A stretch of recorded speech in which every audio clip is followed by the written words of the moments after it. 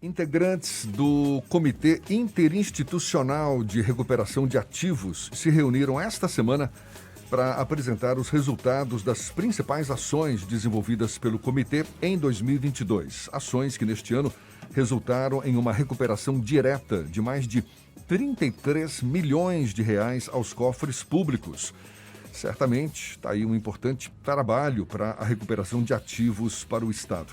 E para a gente entender melhor esse processo, a gente conversa agora com o secretário-geral do Comitê Interinstitucional de Recuperação de Ativos, ele que também é coordenador do Centro de Apoio Operacional de Segurança Pública e Defesa Social do Ministério Público do Estado, o promotor de justiça Luiz Alberto Vasconcelos, nosso convidado aqui conosco no Isso é Bahia. Um prazer tê-lo aqui com a gente. Muito obrigado. Prazer. Bom dia.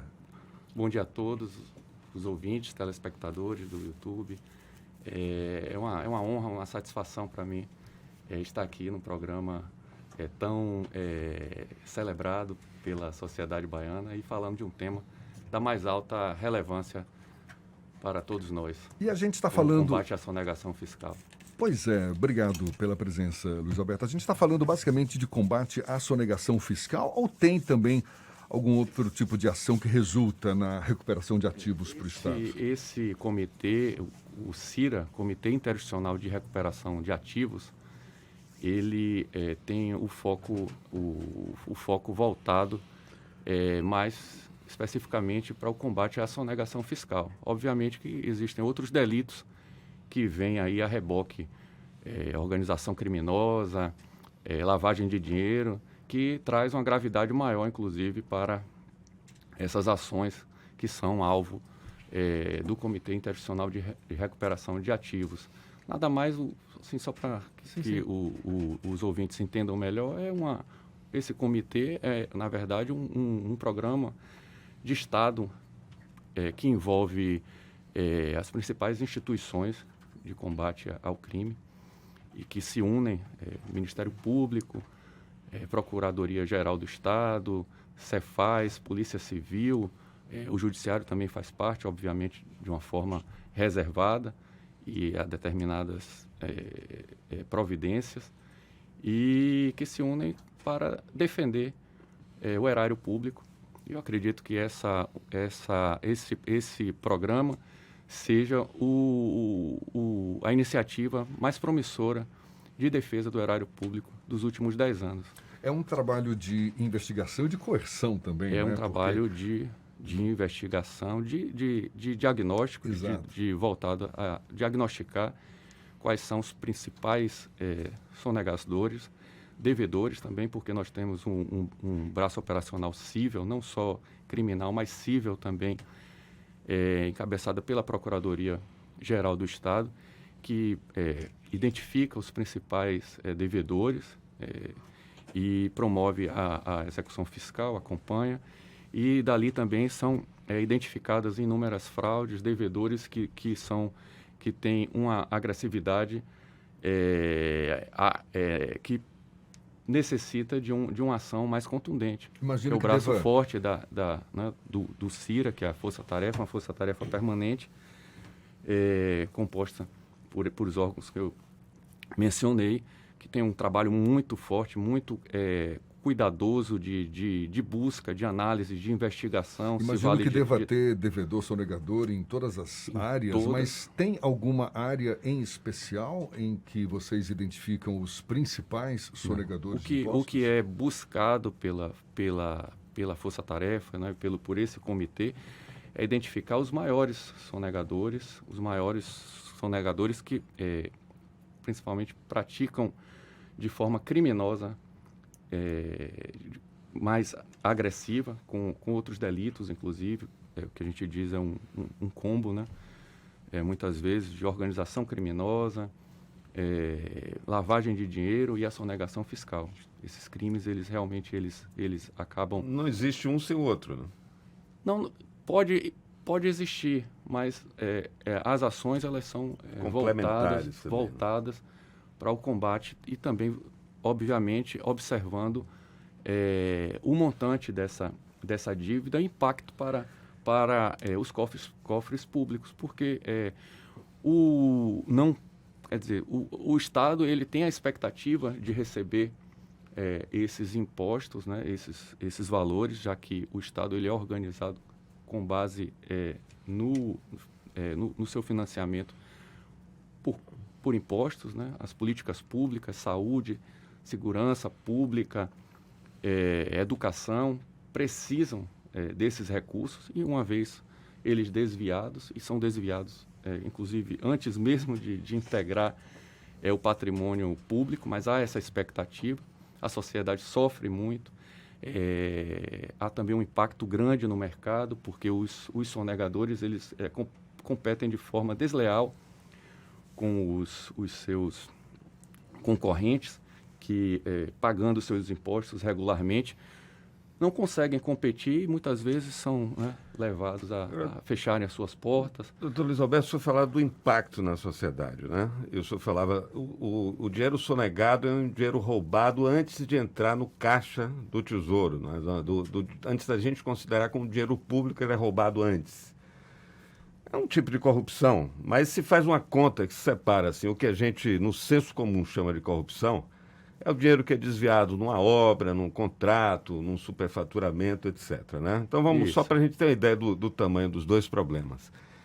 Com base nas estimativas que há, nos estudos que existem, o que é que representa a sonegação, ou seja, esse dinheiro que é roubado antes de entrar no caixa dos governos, comparado com o dinheiro que é desviado depois, através de contratos, licitações, etc. O que representa na proporção? Hoje há números, né, divulgados pela Agência Brasil que a sonegação fiscal, o país deixa de arrecadar algo em torno de 400 a 600 bilhões de reais por ano. Por ano. 7 vezes mais do que o impacto da corrupção, que é o crime que ganha grande notoriedade, grande reprovação social, e muitas vezes a sonegação fiscal ela acaba não sendo muito bem compreendida, a sua gravidade e a sua capacidade de dano ao Estado, à estrutura do Estado. Muitas vezes há uma complacência, achando que a sonegação fiscal não é um crime, um delito. Tem gente que acha que é justo sonegar. É justo sonegar e muitas vezes traz como pano de fundo um discurso de que os serviços públicos eles não são adequadamente prestados e por isso seria legítimo não pagar impostos, mas isso... Ou seja, é uma rede de corrupção com hipocrisia. Um discurso criado por quem efetivamente deseja se beneficiar com o patrimônio público e não pagar os impostos. Aqui na Bahia nós temos casos de inúmeras pessoas que aparentam um poder econômico, desfrutam de um conforto enorme, ostentam, estão nas redes sociais, antigamente nas colunas sociais, e hoje são alcançados por essa força-tarefa que faz um trabalho minucioso de análise de redes sociais, de patrimônio. Doutor Luiz, eu fiquei curioso, a gente está conversando aqui com o promotor de justiça Luiz Alberto Vasconcelos sobre esse combate à sonegação fiscal. Como é que se dá na prática esse combate? Os agentes, sejam do CIRA ou agentes policiais, eles chegam de repente numa empresa, abordam isso depois de uma investigação? É interessante. Há uma dificuldade de compreensão porque o crime contra a ordem tributária, que é a sonegação fiscal, é um crime complexo. Ele precisa, primeiro, de uma investigação, uma identificação, uma inscrição em dívida, primeiro num processo administrativo fiscal, para que ele possa ser consumado. E a partir daí é que vem as outras análises. Então, há um trabalho, primeiro, feito pela Secretaria da Fazenda, que identifica esses débitos e que inscreve em dívida. Há um processo primeiro. Depois que, identificando alguma fraude, é encaminhado ao Ministério Público, que alonga essa investigação com a ajuda da PGE, da polícia, Para só depois buscar esse empresário, essa empresa. Elementos, então os relatórios de investigação. Buscar, que eu falo na prática mesmo. Na chegar prática, lá na empresa são muito enquadrar esses sonegadores. Detalhados, e aí vem interceptação telefônica, vem busca e apreensão,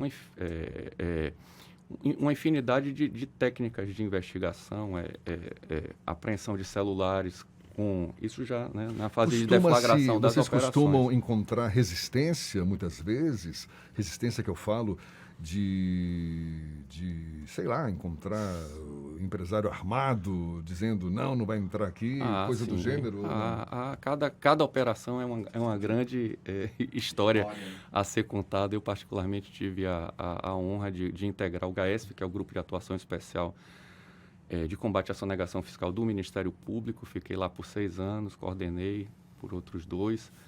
E foram muitas operações durante esses 6 anos. Hoje eu acho que com 10 anos de CIRA, temos mais de 30 operações. São operações complexas a essa necessidade de participação de inúmeras instituições.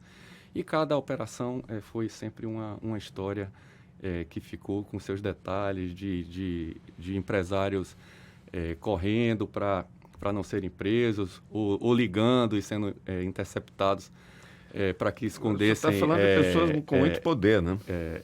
Computadores, sim. São pessoas que, por conta do alto débito normalmente identificado, são pessoas que conseguiram amealhar um patrimônio, uma condição social.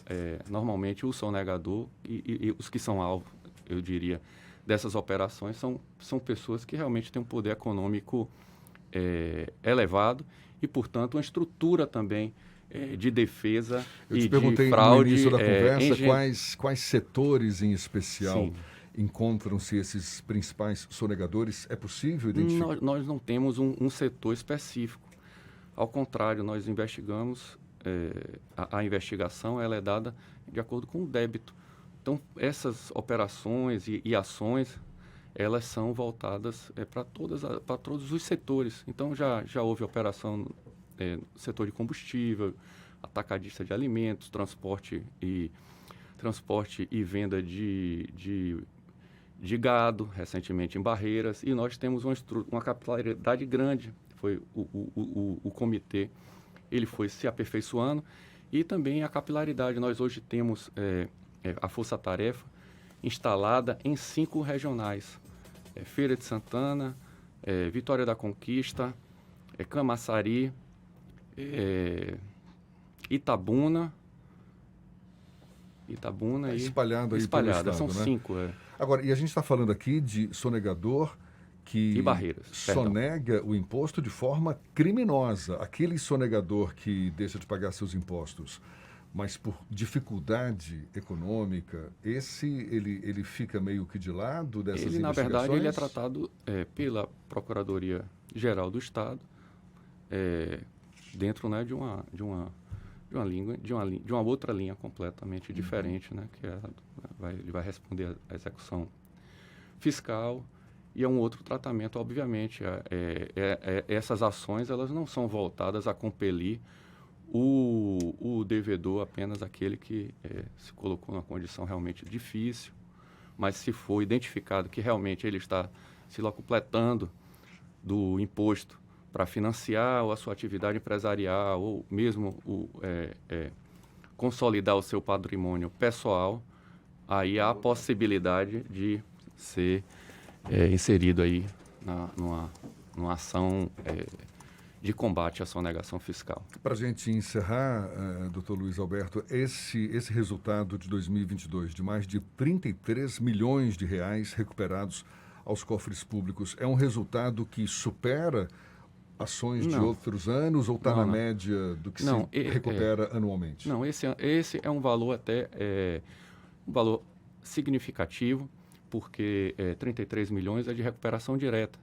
Mas há, com essas ações, um efeito reflexo muito positivo, porque há um incremento no risco subjetivo penal. Os outros sonegadores, eles passam a a avaliar melhor o risco de sonegar e muitas vezes, é identificado com essas ações, são identificadas, a busca de muitos sonegadores para regularizar a sua situação e pagar os impostos então o valor efetivamente é muito maior. É maior. Do que 33, recuperação direta, ou seja, resultado direto da ação de vocês, de chegarem nas empresas. E a partir daí, ou por meio de coerção, de bloqueios de bens, sim. prisões. O restante, talvez por conta da própria iniciativa do empresário que reconhece há anos, por exemplo, há anos 2013, 2015,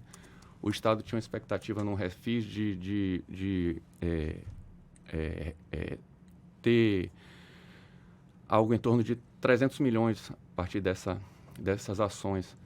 E foi, nestes anos, 2013, algo perto de 1 bilhão, quando houve muitas ações. E eu acho que, com certeza, essas ações acabam estimulando a regularização por parte daqueles que tentam, de forma criminosa, não pagar seus impostos. Então, só a título assim de ilustração, nesses últimos 10 anos, com a criação do CIRA e essa união de esforços das instituições, a recuperação ela é de aproximadamente 450 milhões direta, né? Recuperação direta.